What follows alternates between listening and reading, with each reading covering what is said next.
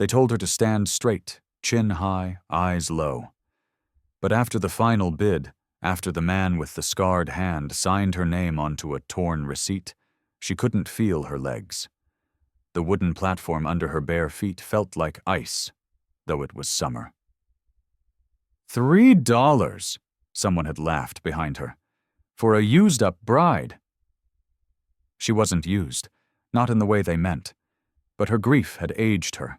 She was 19, and already widowed, her husband's body still buried behind the chapel where she'd last prayed. When the new owner, a mountain man with dark eyes and a silence that roared, approached, she couldn't even look up. She braced herself for a hand, a leash, a command, but he didn't touch her, didn't speak. He simply took the frayed rope from the auctioneer's hand, glanced once at her bound wrists, then cut them free with the smallest blade she'd ever seen. "I don't run," she said, barely audible. "I don't have anywhere to go." He didn't reply, just turned and walked toward his mule, expecting her to follow. And she did, because what else was there? The trail was long, silent, lined with pine trees and slanted light. She carried her small cloth bundle, one spare dress, a cracked Bible, and her late husband's kerchief, like it was worth something. The man said nothing as they climbed into the mountains. Only once, when she stumbled on a root, did he pause to let her catch up. By dusk, they reached a clearing with a cabin that looked like it had grown straight from the earth. He opened the door and nodded for her to enter first. The inside was warm, smelled of ash and sage. A kettle hung over the fire. A blanket was folded on a wooden bed frame, only one. Her heart thudded. She turned, expecting something in his eyes. Hunger, ownership. Instead, she saw nothing, or maybe too much. He pointed to the stew pot. "Eat," he said. His voice was gravel and wood smoke. Then he laid his rifle by the door, stepped outside, and began splitting firewood in the dimming light. She didn't eat right away. She sat at the edge of the bed, staring at the pot. Finally, when her hands stopped shaking, she rose, ladled a spoonful into the chipped bowl, and tasted it. It was warm. Too warm. Her eyes stung, not from heat, from the absence of cruelty. She wiped them quickly. When he came back in, she stood fast. "Do you want me to wash your clothes, or yourself?" she asked, voice trembling. "I was raised to be a good wife." He looked at her, really looked, and she hated how exposed she felt. Then he did the unthinkable. He took off his hat, knelt in front of the hearth, and began to unbraid his own hair, thick and black, dusted with wood shavings. "You were sold," he said, "not owned." Then he looked over his shoulder. "I don't want a wife. I want quiet." She didn't understand then what that meant. Not yet. But her fingers itched at the sight of that unbraided hair, heavy with sorrow and clean from the sweat of honest labor. She wanted to touch it, not out of duty, but out of reverence. She didn't. Not yet. But that night, she slept on the floor by choice. And for the first time in weeks, no one told her she should be grateful just to be there. She rose before the sun, stomach tight with shame. The stew pot was empty now, scrubbed clean and set aside. She had no idea when he'd done that. The cabin was silent but warm, fire still smoldering in the hearth. The mountain man was gone. Only his coat remained, draped neatly over a chair, smelling of pine, smoke, and wind. She dressed quickly, folding the blanket she hadn't used, and began tidying. Her hands moved out of old instinct. Straighten, dust, find something to be useful for. In her last home, she'd done the same. Until the knock on the door brought news of her husband's death. Until the church ladies whispered about her barrenness. Until her in-laws sold her like a mule with a limp. She swallowed the lump that rose again and went to the door. Through the slats, she saw him. splitting logs, shirt off, muscles rippling in the early cold. Her breath caught, not from desire, but from how still and deliberate he looked, like someone who'd chosen to live above the noise of people. She stepped back, pulled the iron skillet from the wall, and began sorting through the meager pantry. She found flour, lard, dried herbs, and a chunk of salt pork. She'd make something. Anything. Prove she wasn't useless. By the time he stepped back inside, arms full of wood, the smell of frying biscuits filled the air. He paused in the doorway, looked at the pan, then at her. "You didn't have to," he said flatly. "I did," she replied. "I needed to." He placed the wood gently near the hearth. "Then thank you." They ate in silence. She expected him to devour the food, then demand his due. That was the way it always went.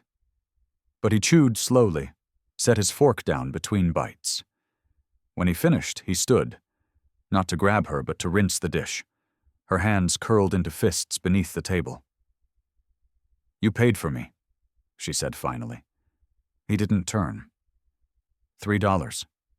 He rinsed. "I know." "So what do you want?" she asked, barely a whisper.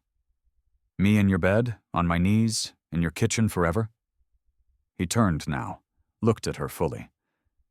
"I want you to know that just because someone paid for you doesn't mean they own you." Her throat tightened. She wanted to scream, or sob, or run. But where? "Then why did you buy me?" she asked. "To stop someone worse from doing it," he said simply. "Not to have you, just to get you here. Safe?" She didn't believe it. Couldn't. No man had ever done anything for her that didn't come with a price. She stood abruptly and walked past him to the basin by the wall. "Do you want me to wash your body?" she asked again, louder this time. Her face burned. "I can. I know how. I was trained." He took a single step forward and placed the cloth in her hand. "Then start with your own." Her fingers went still. "You're not mine yet," he said gently. "But I'd like you to see what it feels like to belong to yourself first." He turned away, giving her space, and stepped outside again, leaving the door slightly ajar. She stood there, shaking. Cloth damp, breath shallow. No man had ever left a door open behind him. No one had ever stepped out without taking something from her. She didn't know what this was. But it wasn't cruelty, and it wasn't a transaction. It felt like silence, wrapped in mercy. She didn't know how to say thank you, not in a way that could touch what he'd just done.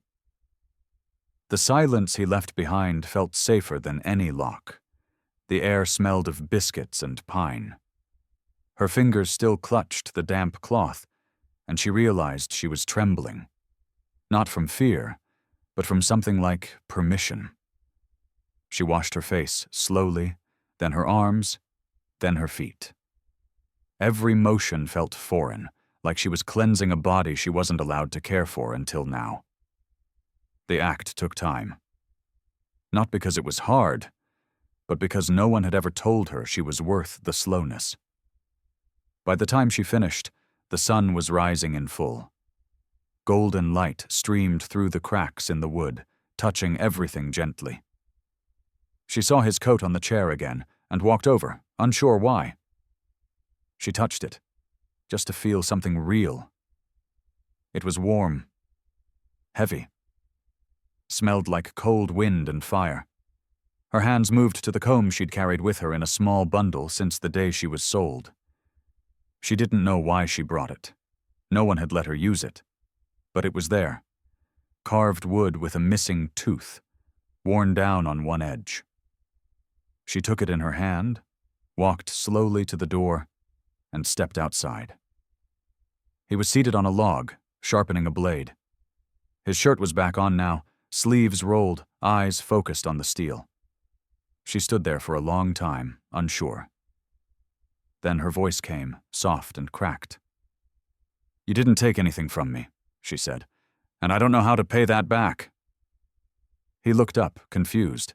She held out the comb. "But if you'll let me, I could braid your hair. It's the only way I know to say thank you without breaking." His eyes flicked to the comb, then to her, then to the chair beside him. He stood, nodded once, and sat again. This time on a stool he dragged toward the morning light. She stepped behind him, hands shaking. His hair was thick, dark, still damp near the neck from sweat or snowmelt. She ran her fingers through it first, just to feel how someone kind might be touched. He didn't flinch, didn't move. He simply closed his eyes. "Why are you letting me do this?" she asked softly. "Because it's the first time I've been touched without expectation," he said. "And maybe the first time you've touched someone without fear." Her breath caught. She wove 3 strands together. Careful. Slow. His hair was beautiful, untangled, patient. Like he had waited his whole life for someone to do this without needing anything in return. As she finished the first braid, she tied it off with a bit of thread from her hem. He reached up, fingers brushing the plait. "This yours?" he asked. "Was," she said. "Now it's yours too." He turned his head slightly. "What does it mean?" "That I believe you," she whispered. "About not owning me, about giving me space, about kindness without cost." He stood, slowly, turned to her, and for the first time since she'd arrived, he smiled. Not wide, not showy, just enough to tell her she'd done something that mattered. "Then maybe you're not here because you were sold," he said. "Maybe you're here because you were supposed to arrive." Her knees went weak, but she didn't fall. She didn't run either. She stood there, staring up at him, holding the comb between them like a ribbon not yet tied. Something had started, and it was too sacred to name. She had never told the full truth before. Not all of it. Not without flinching. But that morning, while he sat eating quietly and the fire cracked just enough to soften the silence, she found herself staring into the stew pot and saying, "My husband died on a Wednesday." Talako didn't speak, didn't move. She wasn't even sure he'd heard her. The sheriff's boy came with the money that day, $3 in a handkerchief. Told me I was pretty enough to fetch more, but lucky for me the buyer wasn't picky. Her hands trembled in her lap, but she kept going. They put me in the wagon that afternoon. Told me I'd be bathed, taught how to hold my tongue, made to look like a proper bride. But they didn't wash me. They didn't teach me. They just took my papers and sold me again, this time without asking. She could barely breathe now. The man who paid, he didn't want me for marriage. He died before he could take me, a fever. Then the driver dumped me at your post, said I was now yours, and left before nightfall. She looked up finally, afraid to see disgust or disappointment, or worse, pity. But Talako was still, like stone. His bowl sat untouched, and his eyes, they were locked on hers, not with judgment, but with a kind of grief. "So I'm not a virgin," she said flatly. "I'm not whole. I've been handled like grain and cattle and snowmelt." The words hung between them like smoke. She was shaking now, expecting silence, rejection, the same cold withdrawal that always came after honesty. But he said nothing. Instead, Talako stood, crossed the small room, and knelt. Not to touch her, not to offer comfort like a man trying to rescue, but to be at her level. "They lied to you," he said. "You're not broken. You're not used." She blinked at him. "What am I then?" Still standing. He looked at her then, like she was made of something he respected, not pitied. Still breathing. Still telling the truth when no one asked for it. That's more than most men I've known. A tear slipped down her cheek. He reached up, slowly, giving her space to pull back. But she didn't. His thumb caught the tear. Just once, then dropped to his side. "You don't have to earn a place here," he said.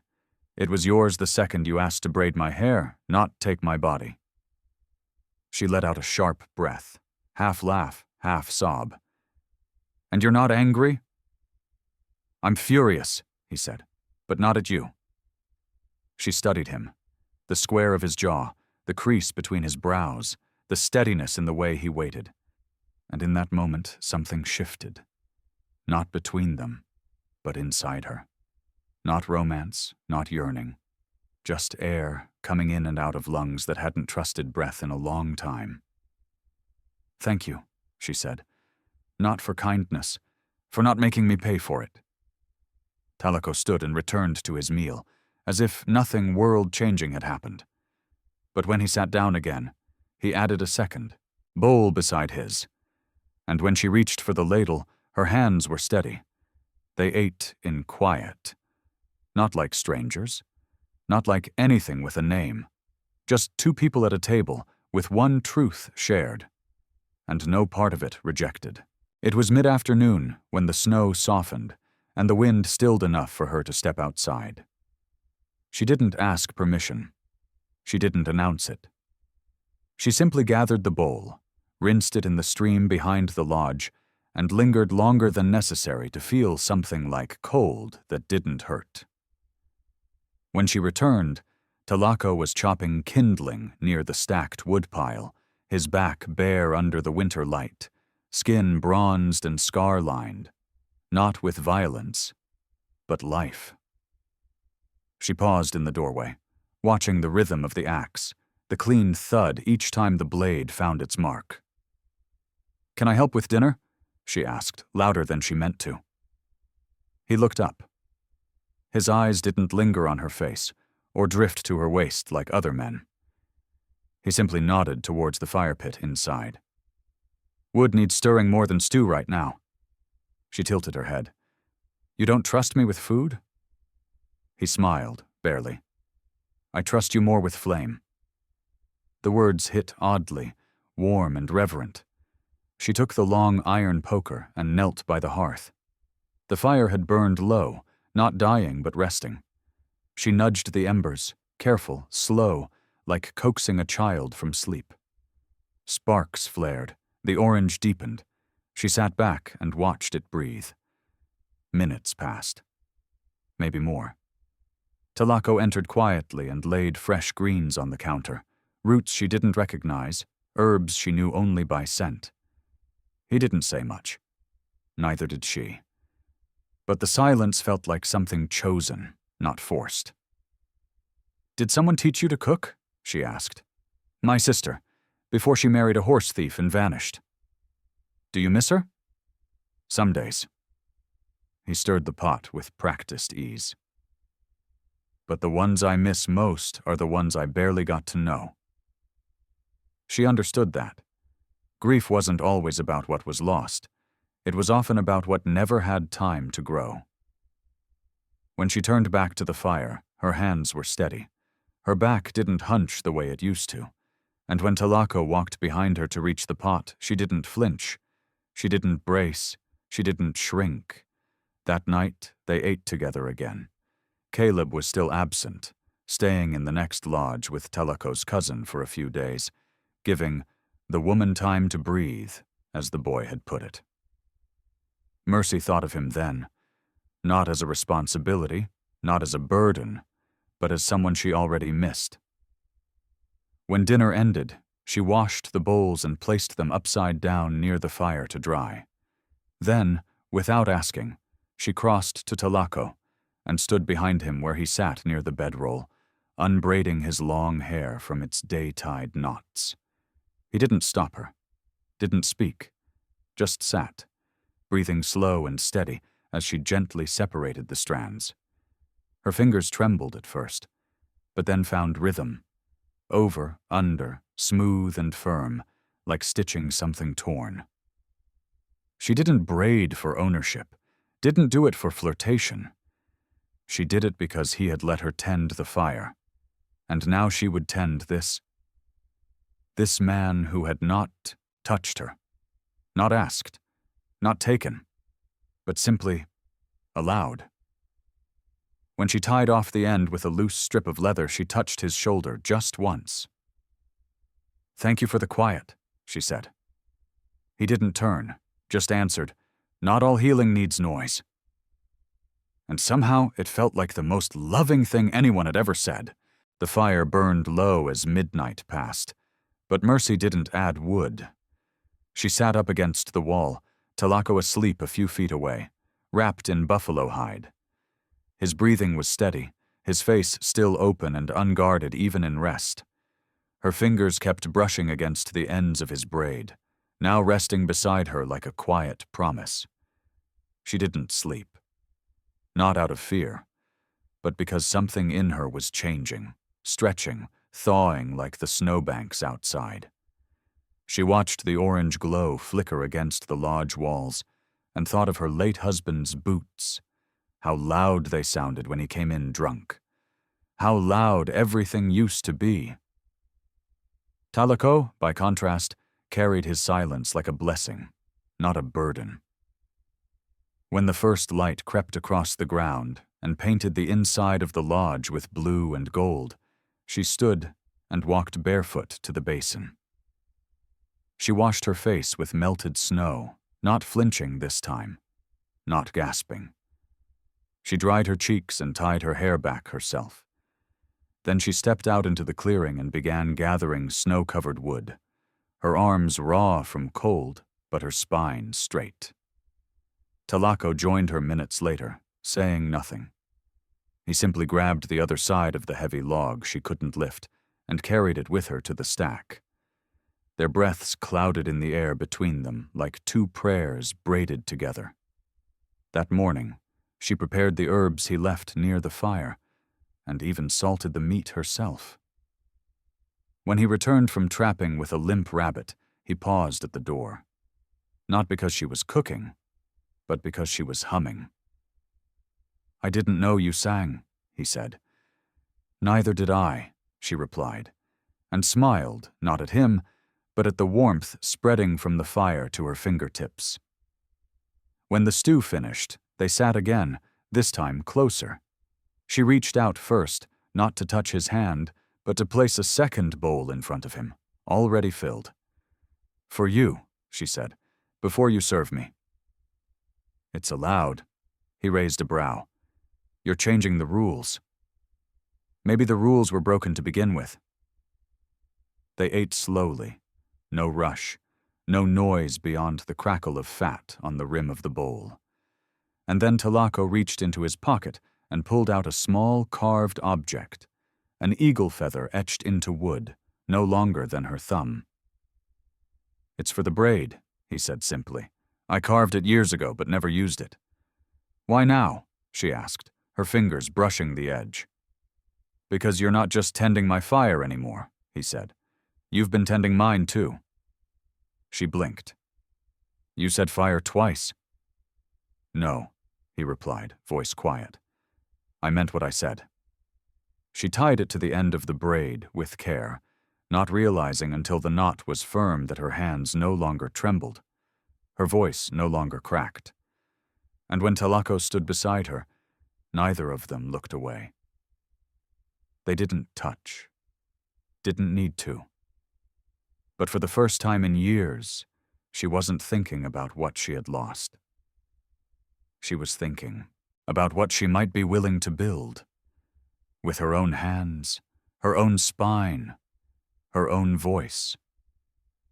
And when Talako whispered, "You're not what they made you think," she didn't cry. She simply nodded. Because for the first time, she believed it. The wind carried the scent of thawing pine and rabbit stew as Mercy stepped behind Talako, while he sat sharpening his blade by the fire. She didn't speak, didn't ask, just reached out slowly, her fingers brushing the ends of his braid like one might approach something sacred. He didn't flinch, didn't turn, just paused his hand, and let the silence stretch between them like thread on a loom. Her hands, once calloused from scrubbing floors that never stayed clean, moved gently now, not to claim him, not to tame him, but to honor him. She unbound the braid carefully, her fingers working through the strands as though she could undo every cruel thing the world had ever said to either of them. Talako said nothing as she worked, but his breath deepened, his shoulders relaxed, and when she began re-braiding, not in a warrior's knot, but a new one she made up as she went, he exhaled as if letting go of years. "My husband never let me near his hair," she said softly. "Said it was a man's crown, not a place for a woman's hands." Talako smiled faintly. "A crown means nothing if no one's ever allowed to see it shine." Her fingers paused, then resumed. "This isn't about love, is it?" she asked. "Not the kind people expect." He nodded slowly. "Number, this is about trust, about belonging." She tied off the end with a leather strip from her own dress hem. "Then it's yours. The braid, the fire, the quiet. You don't owe me a vow." Talako turned his head just slightly, his profile sharp in the light of the hearth. "You think vows are just words?" "I used to," she whispered. "Now I think they're choices you make when no one's watching." He turned to face her then, and the movement startled her.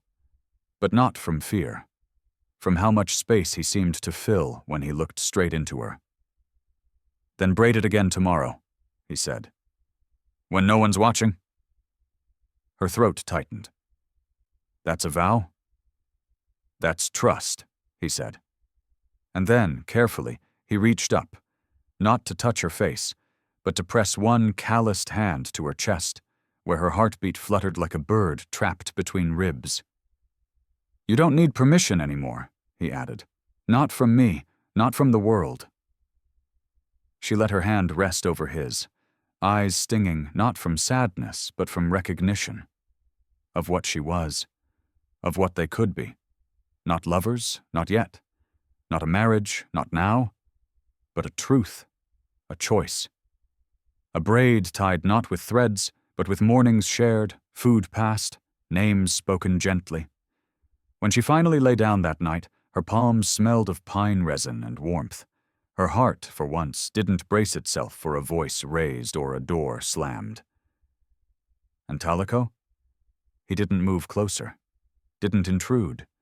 He just stoked the fire once more and placed a carved wooden comb beside her blanket.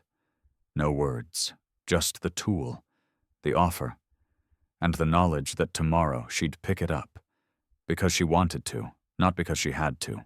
By dawn, the world outside was white again, a silent hush laying thick over the trees and roof of the lodge, the kind of snow that used to send fear clawing up Mercy's spine, because snow meant locked doors, cold stairs, and being forgotten in corners too dark to scream from. But this morning, it was different. She stepped out without a shawl, without asking, and let the flakes land in her hair, melt against her cheeks. Talako was by the woodpile, his hands red from splitting logs, but his posture eased the moment he saw her. He didn't say good morning. He just handed her a second axe, as if to say, "You belong here too." She took it. No flinch, no flounder, just one swing, then another. They worked until the sun made the snow sparkle, and their breath came in warm clouds. Inside, she built the fire herself and reheated the stew. Caleb stirred, mumbling something about berry cakes, and she ruffled his curls before returning to the hearth. Talako stepped in, brushing snow from his shoulders, and she looked at him. Not like someone waiting for permission, but like someone who had something to offer. "Your hair's loose again," she said. "Would you sit?" He didn't answer right away. Then, slowly, he sank to the floor, cross-legged, his back to her. She took the wooden comb he'd left the night before and began to work. The silence between them wasn't empty. It pulsed with something alive. She braided slowly, deliberately, and halfway through she spoke. "The last time I braided someone's hair, I was 13. It was my sister right before she died. We were sick, and no one would touch us. So I sat up all night, brushing and braiding because it was the only way I knew how to say goodbye." Talako didn't move. "Do you want this braid to be a goodbye?" "No," she said, her voice steady. "I want it to mean I'm not afraid of staying." His breath caught. "Then it's not just a braid," he murmured. "It's the beginning." When she finished, she wrapped a thin strip of rabbit hide around the base and tied it with a knot shaped like a figure 8. "That's forever," she said. "In every direction." He stood then, not turning, just breathing deep. "There's a market gathering in 2 days," he said quietly. "I need to trade for supplies." She waited. He continued. "I'd like you and Caleb to come with me, if you want to be seen." That word, seen, hit her harder than any snowfall ever had. She nodded before her voice could catch. "Then I'll braid it again before we go," she said. He finally turned to her, and when he smiled, it wasn't soft, it was proud, like she'd passed a test he hadn't even meant to give. Caleb raced in then, slipping on the bearskin rug, giggling. She caught him, lifted him, spun him. The stew bubbled over, but no one panicked. She just laughed, wiped it up, and whispered to her boy, "We're not alone anymore." And for the first time, she believed it. The market was held in a wide clearing near the trading road, where canvas tents flapped in the cold wind and smoke from roasting meat curled high into the winter blue sky. People gathered from ranches and ridgelines for miles, Lakota, settlers, fur traders, widows, children. And as Talako led them down the snowy path into the bustle, Mercy's stomach twisted with old fears. Not from him, but from them, from what they'd see. A woman who'd been sold for $3, now standing beside a man like Talako, holding the hand of a child who called her mama. But Talako didn't keep her behind him. He didn't shield her. He offered his arm openly as they walked, and when she hesitated, he whispered, "Let them stare. But don't let them decide your name." At the first stall, he stepped back, letting her ask for the dried fruit. At the second, he gave her the pouch of coins and said nothing while she negotiated for boots that would fit Caleb. Her voice shook, but only at first. The more she spoke, the straighter she stood. Even when an old woman near the fire asked, "Is that your boy?" "But I heard you were—" Mercy met her eyes and said, "Yes, he's mine." The woman blinked, then nodded and said nothing more. Caleb chased a puppy between barrels, laughing in the straw, and Talako kept watch from a distance. Not controlling, just present. Mercy spotted a dress hanging from a wire.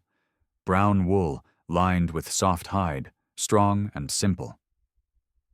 "You should try it on," Talako said behind her. "You picked it out," she replied. "You try it on." He smiled. "I don't think I'd look as good." She lifted the dress with trembling hands, but it wasn't the fabric that shook her. It was the feeling of choosing, of not being given rags or orders, but an option. She looked up at him. "Why are you doing this?" "Because when you braided my hair," he said, "you didn't ask for anything back." "That's what wives do, not servants." Her breath caught. "But I'm not your wife." "Not unless you say it," he answered. "Not unless you want it." The words sat between them like firelight. Not heavy, not urgent, just warm. By the time they reached the last stall, she carried the dress in one arm and a bundle of herbs in the other. A few people still stared, but now they looked curious, not cruel. Talako leaned close. "Tell me when you're ready," he said. "For what?" "To speak your name," he replied. "Out loud. The one you earned." She didn't answer. Not yet. But that night, as they returned to the lodge and Caleb curled up in his new boots with his arms around her waist, she stared into the fire and whispered a name she hadn't spoken in years. Not the one from the bill of sale, not the one the men at the auction shouted, but her mother's name, the one given at birth. "Eleanor," she breathed, and the flames danced like they'd heard it before. That night, Eleanor laid the new dress across her lap and stared at it like it might disappear if she blinked. Talako was quiet across the lodge, tending to a boiling pot of spruce needle tea, but he was watching her in the way he always did, without pressure, without question. Just presence. Caleb had already fallen asleep with a piece of cornbread in his hand and a smear of ash on his cheek. The snow had returned outside, soft and relentless, and it filled the world with hush. Eleanor folded the dress and placed it beside her. She didn't say thank you. Not because she wasn't grateful, but because they were past that now. Words like thank you or sorry belonged to deals and debts. This wasn't that. When Talako returned with the tea, he didn't hand it to her. He set it down and knelt beside her feet, his hands moving gently to untie the worn, wet boots she still wore. "I can do it," she whispered. "I know," he said. But he did it anyway, slow and careful, like it mattered. His hands were warm, his touch reverent. He peeled the boots away, revealing her red, swollen heels. She looked away in shame, but he didn't let her turn her body. Instead, he dipped a cloth into the tea and began dabbing the warmth onto her skin. "When I first saw you," he said, "you flinched when I looked at you. As if my gaze was a blade." She stayed silent. "Now," he continued, "you let me see your wounds without turning to stone." "They're ugly," she whispered. "No," he said. "They're proof." She watched his hands work, steady, kind, not claiming, not demanding, giving, always giving. "Why do you treat me like I matter?" she asked finally. "Because you do," he answered. "You always did. I just saw it sooner than most." After he dried her feet, he didn't kiss her. He didn't ask her to come closer. He simply wrapped her feet in a fur and sat beside her. "You don't owe me anything," he said. "Not hair, not warmth, not your name." She looked at him through the firelight, her face clean of fear now. "What if I want to stay?" "Then you'll stay," he said. "As yourself. Not as property, not as proof of anyone's power." She reached for his hand. Not because she needed to, but because she chose to. "Then I'll stay," she said. "As Eleanor." He nodded. "Then you're home." The snow hadn't stopped by morning, but the world felt warmer somehow.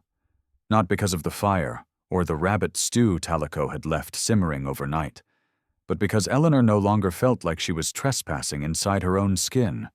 She rose without hesitation and wrapped herself in the same shawl that had once felt like a shield. Now, it felt like a choice. Talako was outside, splitting firewood again, his breath puffing in the cold, shirt sleeves rolled, hair loose down his back. Eleanor stood in the doorway for a moment, just watching. He hadn't asked anything of her since she stayed. No terms, no demands, only space and warmth and quiet reverence. So when she stepped out, it wasn't to help. It was to give. She brought with her a single leather strap and the small tin comb he'd once used on Caleb's tangled hair. She didn't speak, just walked up behind him and knelt in the snow, waiting. When he turned, his eyes widened, not in confusion, but in stillness. He understood. He set the axe down without a word and sat on the log beside her, facing away, trusting. She began to comb through his hair, strand by strand, until it lay smooth between her fingers.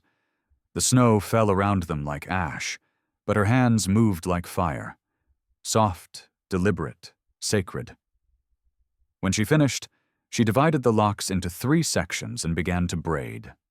Not fast, not for beauty, for meaning. Each twist was a memory, each pull a choice.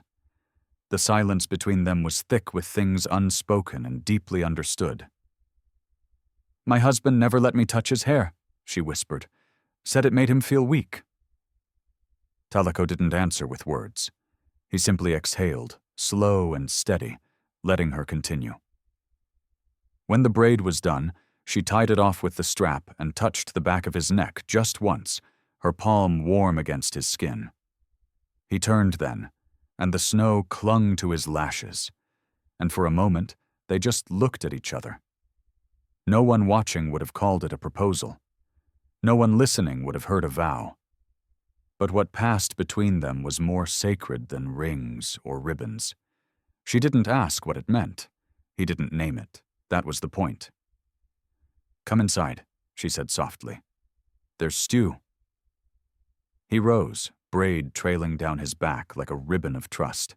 He took her hand, not to lead her, not to pull, but to walk beside. And together they stepped into the warmth, not as strangers, not as debts repaid, but as 2 people who had chosen one thing in a world that had offered them none. Dignity. Eleanor didn't cry when she set the last log on the fire. She didn't need to anymore. Not because there was no pain left, but because the pain no longer controlled the way her hands moved, or how her shoulders held themselves. Caleb sat in the corner, humming some Apache tune Talako had taught him, fingers tracing shapes into a piece of hide. Talako was across the lodge, repairing a broken arrow, his braid neat, the strap she tied still holding it firm. Outside, the snow had turned soft, fat, and slow, like the sky was releasing all its weight without rage. Eleanor took one last look at the small bundle she'd once kept hidden under her sleeping mat. Her old dress, the stained bonnet, the crumpled paper that had said SOLD in big block letters. She didn't burn them. She didn't bury them either.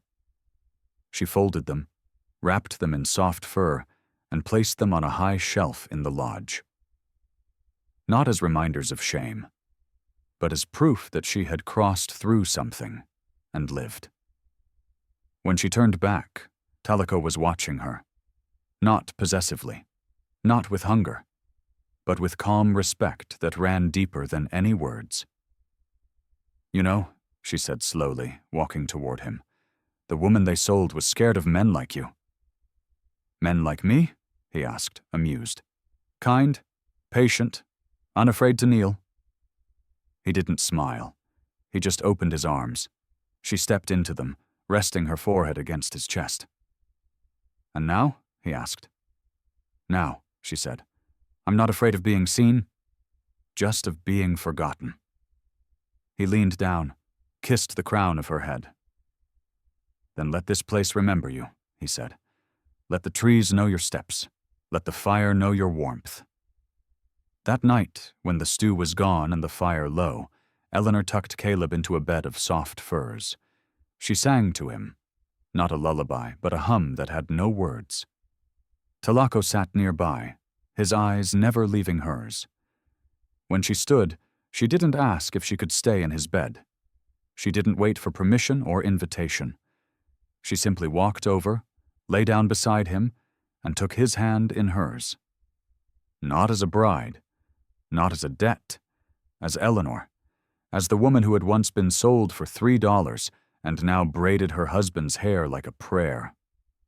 Outside, the snow fell on the roof of the lodge like a heartbeat. Inside, the fire glowed.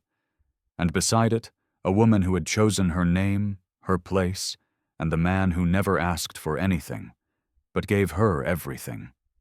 Please like, share, and subscribe to support more true-hearted stories on Stories Left Behind. If you had seen her braid his hair like that, would you have known she was claiming love without saying a word? Tell us in the comments.